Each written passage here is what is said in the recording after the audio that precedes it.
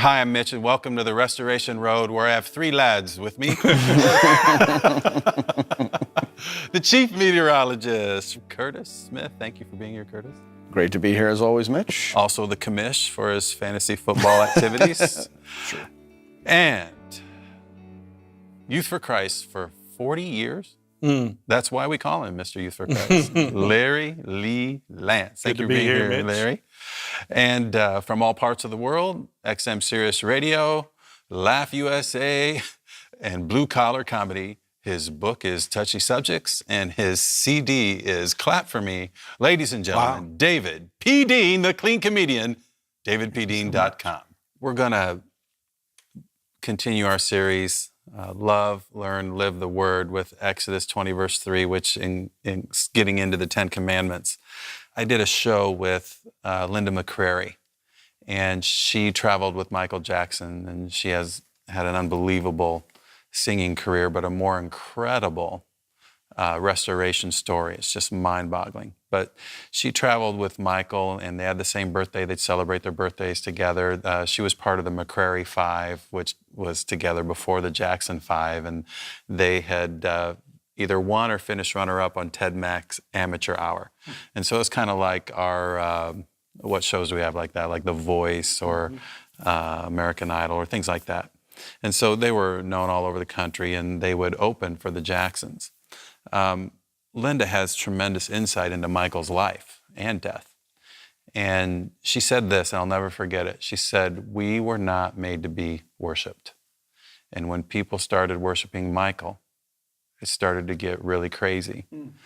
And yet, I think that's probably the greatest danger we have is that, how did my dad used to say it? He's a self-made man and he worships his own creator. Wow. Well, Curtis, you've actually been in the position of being worshipped. I remember texting you when the Call It Off thing went wild and it was in social media and you were doing that body surfing thing at concerts, and that was captured on film. And I texted you, "Hey, Curtis, are kids starting to worship you?" And you texted back, "Yeah, a little bit." What was that all about? Yeah, you know, it has been a crazy last couple of years. I started doing mission trips, and I started growing beards. And then the third big thing that changed for me was I accidentally got every teenager in all of Northeast Indiana, Northwest Ohio, all worked up. 2 winters ago, when we had that really bad winter, the first week of school back after Christmas, every day got canceled that week for most every school. And through the week, I was getting questions, you know, are they going to delay school? Or are they going to cancel school again tomorrow? And I was trying to answer them. And it was 10, 20, 30 questions a day, not that many. And by the end of the week, the wind chill was the reason for a possible cancellation, not snow. It was going to be one of those days where the wind chill was 30, 35 below. And I knew it was going to be dangerous, and you really shouldn't have kids out at bus stops and walking to school when it's like that. So instead of saying, I think they might delay or cancel school, I changed the verbiage and just said, I think they should cancel school. It's going to be too cold tomorrow. This was at 10:30 on Thursday night.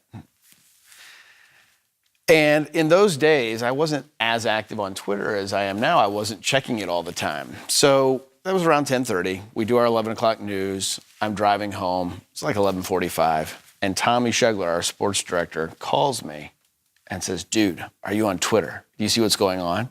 I'm like, "No, I haven't looked at Twitter in over an hour. I'm driving home." He goes, "When you get home, get on Twitter." I'm like, "What's going on?" He's like, "Just get on Twitter." I'm like, okay. I get home, and in that hour and a half, my followers had doubled or tripled. And the kids of Fort Wayne and the whole area had literally put my face on pictures of Jesus. I didn't think that's where this was going. Yeah, no. We just took a hard turn. That's perfect. Right. Verse 3. I know. Put my face on pictures of Mount Rushmore, and the $100 bill, and Barack Obama. I was every member of the Fab Five. I was on Miley Cyrus swinging on a wrecking ball. That was the most disturbing one. That's the one I want to see. Yeah, no, that you don't want to see it, actually. It's really hideous. And they started worshiping me. They started acting like I was speaking on their behalf and getting something done for them. And even though I have no power, I need to say this clearly, I have no power to delay or cancel school. To this day, many teenagers believe I do. And even if they do understand that I don't, they still come to me looking for advice. You put a good word. Change one word. Change one word. I changed one word and accidentally started getting worshipped. And it is crazy. And now wherever I go, people always like to talk to me about the weather or whatever they like to talk to me about. But it's changed. I will sign autographs. Kids will take pictures with me. And what's the hashtag? What was the phrase? Hashtag call it off. And so, yeah, I got so big, a couple days later, I put out a tweet and just said, this is so big, we need to have a hashtag attached to it. And kids sent in a bunch of suggestions. I like to call it off, and I just put out another tweet and said, we're going hashtag call it off. And now call it off is, if you ask any teenager in our area what call it off is, they can tell you. They know what it is. Curtis, after that story, could you please read Exodus 20, verse 3? Yeah, that's right. I'm surprised he hasn't memorized it. Is it on the worksheet? Yes, at the very Excellent. top. Wow, this is... It's a clear, sunny day. Am I going to get hit by lightning for what I just said? I didn't put my face on the picture of Jesus. No, I you was did not. Clear. You did Okay, not. good. Well, go ahead and read your words, Jesus. Go ahead and read it, Molly. Good. I knew that if I waited long enough, David would be at more risk of being hit by lightning than me. You shall have no other gods before me. It's pretty simple, pretty clear. Don't have your face on the picture of Jesus. David, could you lead us in prayer? We're done. That's You hit the brakes hard on We're just going to scroll. That was probably NIV. The message probably says, don't put your face on a picture of Jesus. Or the $20 bill. That's probably right. Probably what the message says. That's right.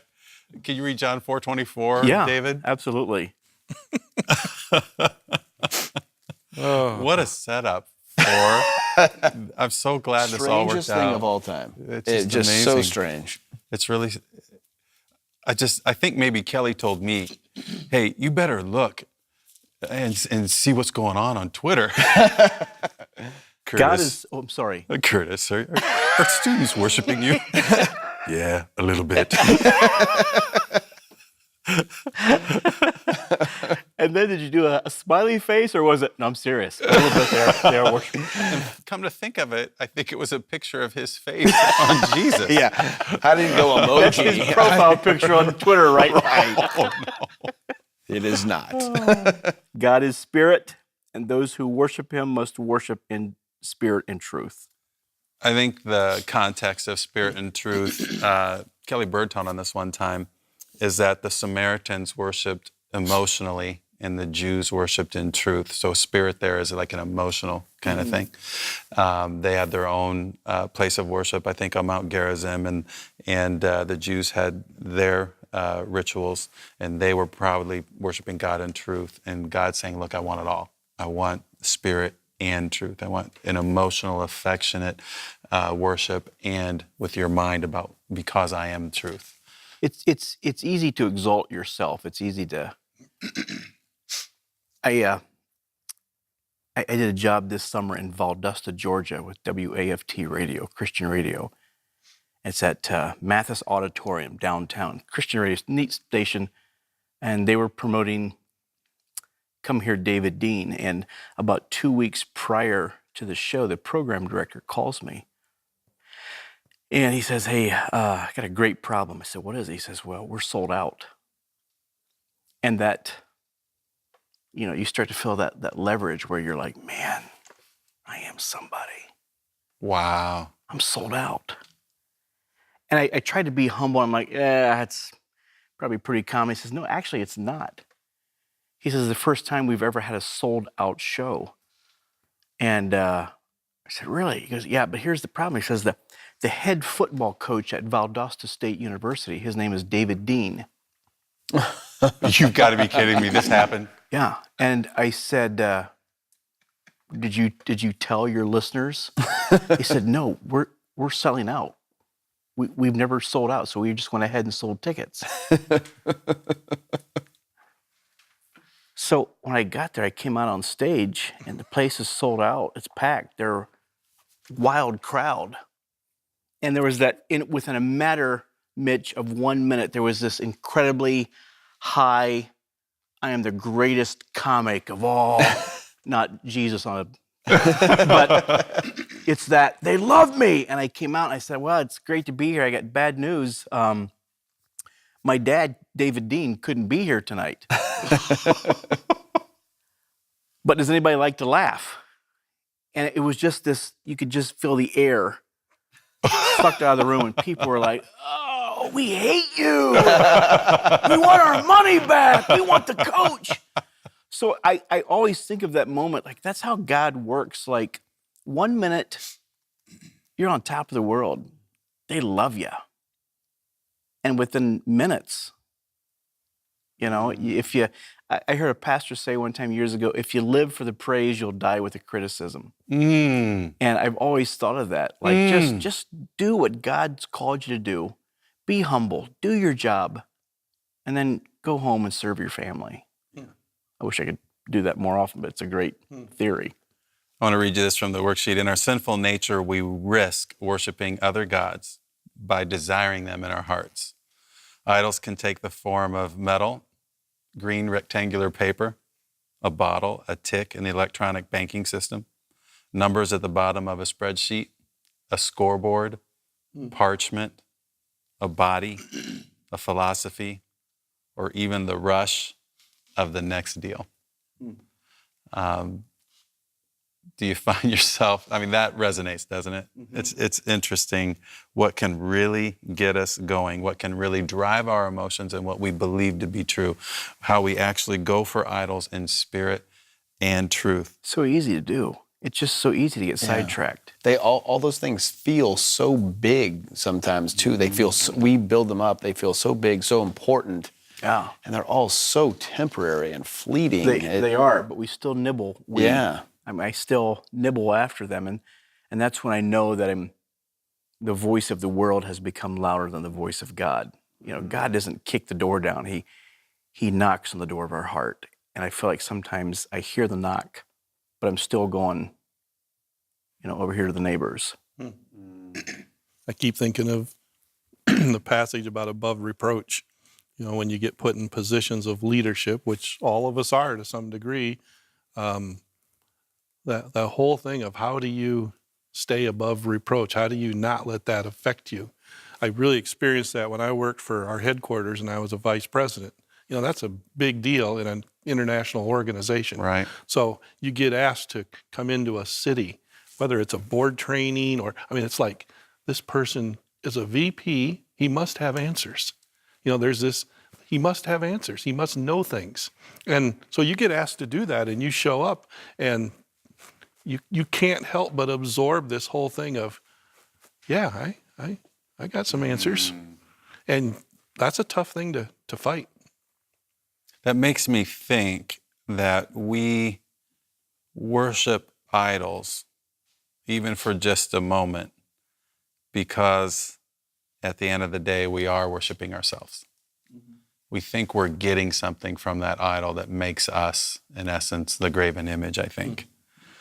God elaborated on other gods in the second of the Ten Commandments when he said to Moses, you shall not make for yourself an idol in the form of anything in heaven above or on earth beneath or in the waters below. It's like he knew where they were headed, and they're coming out of a pagan culture that had multiple gods. In fact, each plague is a picture of God showing that he has control over Egyptian deities. They worship cattle. As you just go down the list of what he did with the plagues, they represented, I guess, different Egyptian deities, so idols. You shall not bow down to them. or worship them. I think the Hebrew word most translated worship is shakan. It literally means to bend down. Like there's this picture of being face down. For I, the Lord your God, am a jealous God, punishing the children for the sin of the fathers to the third and fourth generation of those who hate me, but showing love to 1,000 generations for those who love me and keep my commandments. The Hebrew word for generations is the same word for circle. It's door. So it's the picture of a ring. And we either live inside the ring in intimacy with God or outside in idolatry. And the thing is, Larry, you've officiated at weddings, and you probably say something similar to this, but a ring is made of precious metal, and it shows the abundant value of love that comes from God and that we share with each other.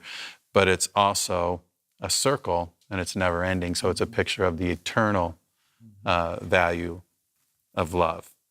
And so we're either inside that circle in intimacy with God or outside in idolatry. What are your thoughts? I don't think sometimes we know we're out of the circle until someone points it out. I mean, you talked about that earlier, just how you confront with love, and I'm thankful for those accountability people in my life that say, I think you may have stepped out of the circle, or you're, let me help guide you just a little bit. Paul says that anyone who's caught in his sin, that you should restore him gently. And I think there's imagery of repairing a broken bone. He uses that, I think, more than once. But caught in their sin means they don't know that they're in it. That's the, I guess, the underlying meaning there. So Kelly Bird does a picture of a guy getting ready to walk off a cliff, and you come up behind the guy and you're putting your arm around him and saying, hey, no, don't go that way. Wow. And I think what you just said is where the Word of God, people of God, Spirit of God are used to restore us. The people of God can become huge in lovingly saying, hey, maybe we need to go this way. It's a great illustration. I think that's powerful. I have a mental picture of those who are in the circle and should be in the circle, but how they sometimes view and treat the people outside of the circle, and how Christian faith is looked at sometimes because of that. But I also thought of the Revelations 3 verse, I want you either hot or cold, not lukewarm. You know, the fence riders, those, and we all do it. You know, one foot's in, one foot's out, trying to figure out how can I balance this. I know I should be in, but I sort of enjoy this. This feels good. That whole challenge every day of how do you get both feet inside the circle? Mm-hmm. Curtis, as one who can speak from experience, idolatry or intimacy with God? How do you look at that?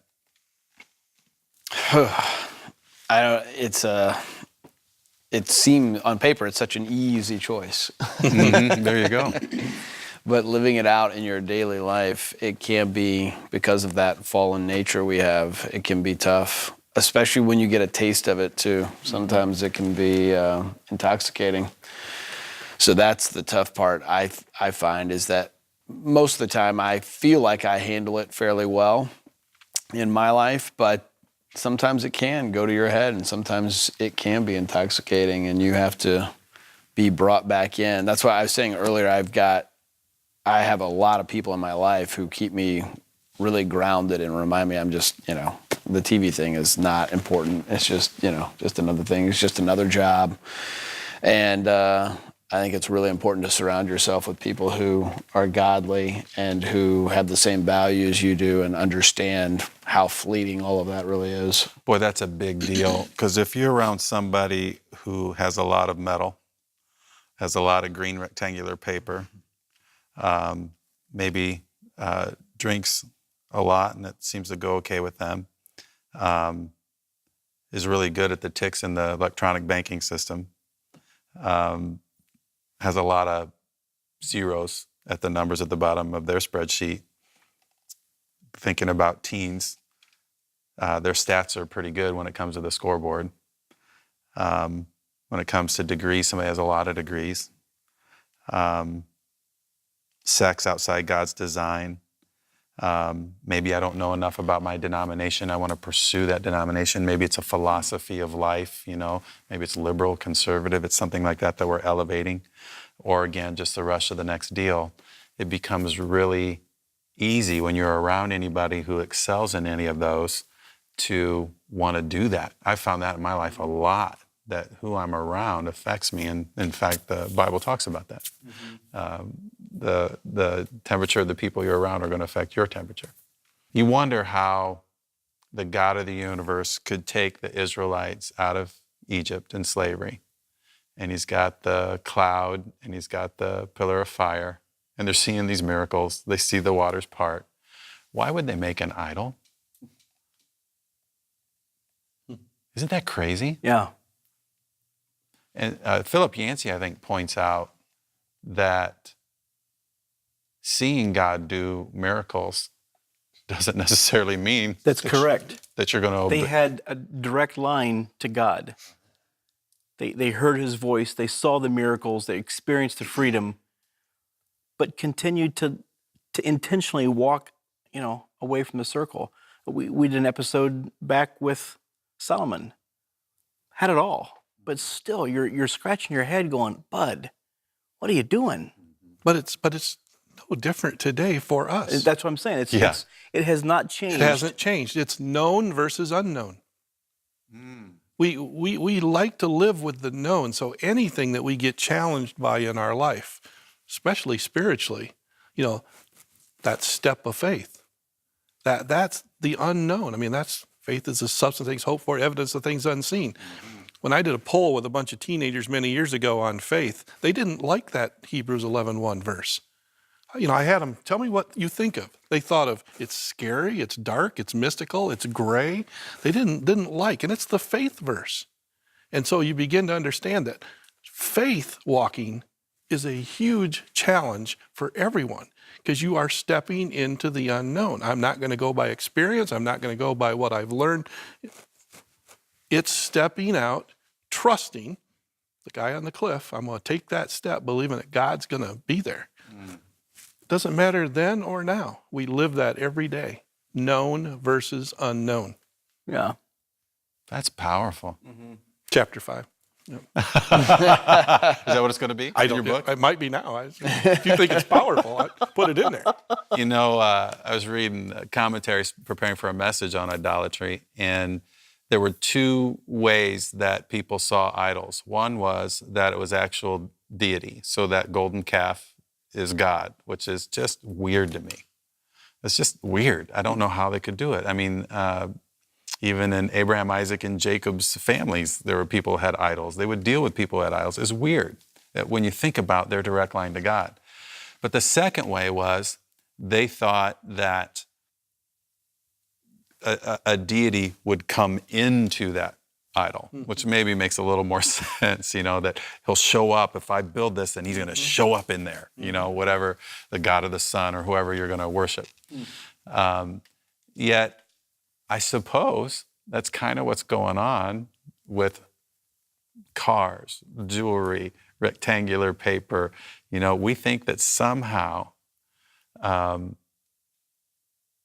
deity is going to show up in some way, that we're going to be all that because of those things. And it's just, it's tough because, as we said before, some of those things are good. So we can take anything good and worship the gift rather than the giver. And don't you think people find that easier to worship those their items? That's their God. Because when you follow God, it's risky. He's gonna require change, and we don't like that. Don't coerce me into doing something I don't want to do. Don't make me go share my faith. Don't make me step out on. Don't, Curtis, you're starting to speak now in church. Don't make me go speak at a church. All those things, this checklist that we will never do. It's almost like God takes that piece of paper and crumples it up and says, trust me. Because when you serve God, it requires a step, a leap.